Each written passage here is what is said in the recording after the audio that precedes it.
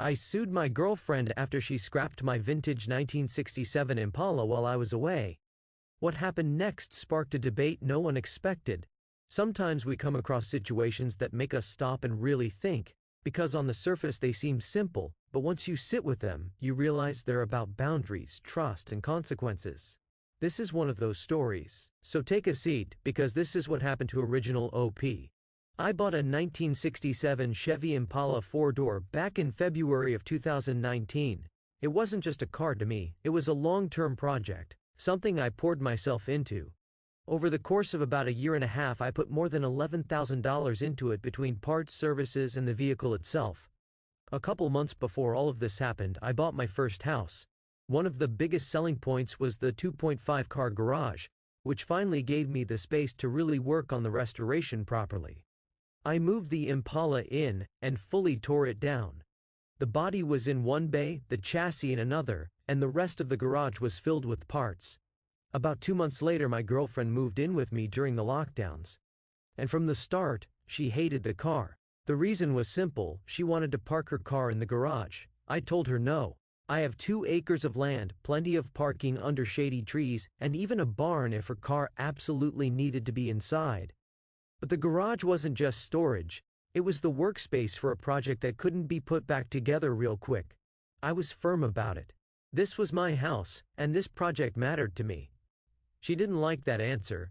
Then I had to leave town for a couple of days on a business trip. When I came home, something felt off, in a way I couldn't immediately place. She was unusually sweet, cooking, cleaning, smiling non-stop. At first I thought maybe she was just happy I was back. Then I noticed I didn't see her car where it usually parked. I asked her where she put it, because I wanted to mow that area and keep it clean. She told me not to worry about it. She said she parked it in the garage. That didn't make sense to me, so I asked how. She just smiled and told me to go check. I opened the garage. It was empty. Everything was gone. While I was away, she had hired people to come and remove everything related to the Impala, the body, the chassis, the drivetrain, and all the parts, and had it all hauled off to the local scrapyard. I was completely dumbfounded. I told her I had put over $11,000 into that car, and that I was taking her to court for what she did. She brushed me off and told me I was being dramatic. That was the moment I knew it was over. I told her we were done and that she needed to pack her things and leave. I was furious, but I didn't explode. I got focused. I called a lawyer. I had every receipt for the car and the parts. I also had security camera footage showing her letting the guys into the garage and standing there while they hauled everything away. Almost immediately, her family and friends started blowing up my phone. They told me it was just an old piece of junk, that she couldn't afford to pay me back, that I should just let it go. Then her mother called me and said I was ruining her daughter's life over a stupid car. I told her that her daughter ruined her own life. After that, I went to the police. I went at night first, and they told me to come back in the morning. When I returned, I filed reports for grand larceny and grand theft auto. I showed them the receipts, the security footage, and the most important thing of all, the title, which was in my name. The police told me they would contact me, my ex-girlfriend, and the scrapyard. They said they hoped they could recover some or all of the car. All I could do was wait. Then the update came. They found my car. When the police arrived at the scrapyard, the workers were in the middle of trying to hide it. The body was on a forklift, and they were attempting to place it on top of a pile of cars that was hidden behind other piles. They claimed the car was theirs and said they had the title. They didn't. The police matched the VIN on the chassis and the body to the VIN on my title. At least one person at the scrapyard was arrested. I don't know if it was the owner or an employee, and I don't know the exact charge. But I was told the police would also be investigating that scrapyard for other stolen vehicles. At that point, they still hadn't managed to contact my ex-girlfriend yet, but they were working on it.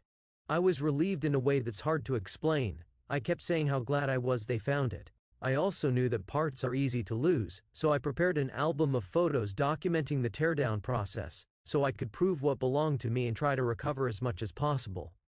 I still couldn't take the car home yet because it was evidence. But the important thing was this: she was still there, and she was going to be all right. Jeannie's Daily Digest, editorial stance. Here's our stance on this. Under normal circumstances, respect, communication, and private resolution are the healthiest paths. That's the standard most people reasonably expect. But this situation stopped being normal the moment a clear boundary was deliberately bypassed in secret and replaced with a permanent, high-impact action. The ethical issue here isn't about a car, it's about consent and proportionality. Disagreements happen in relationships, especially around shared space and priorities. What matters is how those disagreements are handled. In this case, one person said no, explained why, and offered alternatives. The other chose to act unilaterally while their partner was away, involving third parties to remove property that was not theirs. That's not conflict resolution, that's a covert override of consent.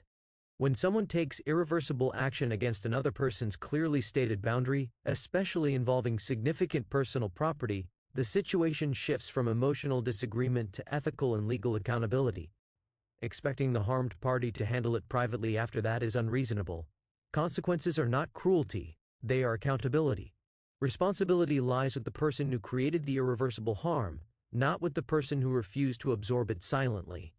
This isn't a story about choosing a car over a person, it's a story about what happens when someone decides another person's no doesn't matter, and learns that boundaries still have weight.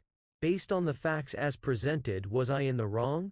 Or did I respond reasonably given the situation? Where do you land? Share your thoughts and judgment in the comments. I'm reading every single one.